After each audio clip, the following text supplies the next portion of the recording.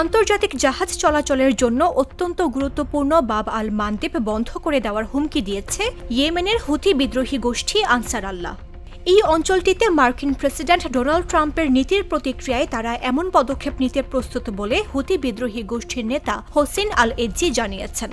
استهدفت حاملة الطائرات الأمريكية USS هاري ترومان وعددا من القطع الحربية المعادية ما أدى بعون الله تعالى إلى إحباط وإفشال ذلك الهجوم। সামাজিক যোগাযোগ মাধ্যমে দেওয়া এক পোস্টে আল এজি বলেন, সানার পক্ষ থেকে যদি প্রণালীটি বন্ধ করার সিদ্ধান্ত নেওয়া হয় তাহলে মানুষ বা জিন কেউই তা পুনরায় খুলতে পারবে না। তিনি যুক্তরাষ্ট্রকে তাদের নীতি পরিবর্তনের আহ্বান জানান এবং ইয়েমেনের জনগণের অধিকারের প্রতি সম্মান দেখাতে বলেন।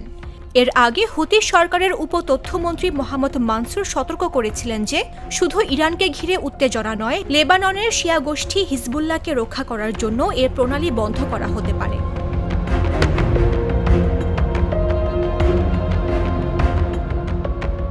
তিনি আরও বলেন, এমন পরিস্থিতি তৈরি হলে বৈশ্বিক জ্বালানি বাজারে বড় ধরনের সংকট দেখা দিতে পারে এবং তেলের দাম ব্যারেল প্রতি $200 পর্যন্ত পৌঁছাতে পারে।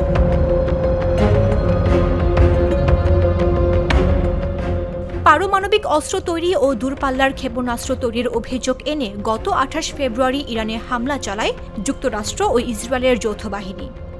একই দিনে লেবাননে বিমান হামলা চালায় ইসরায়েল। ইসরায়েলি হামলার প্রতিবাদে গত 2 মার্চ প্রতি হামলা শুরু করে লেবাননের সশস্ত্র বিদ্রোহী গোষ্ঠী হিজবুল্লাহ। ইসরায়েলি হামলায় লেবাননে এখন পর্যন্ত 2000-এর বেশি নিরীহ মানুষ নিহত হয়েছে, যাদের মধ্যে 170 জনের বেশি শিশু।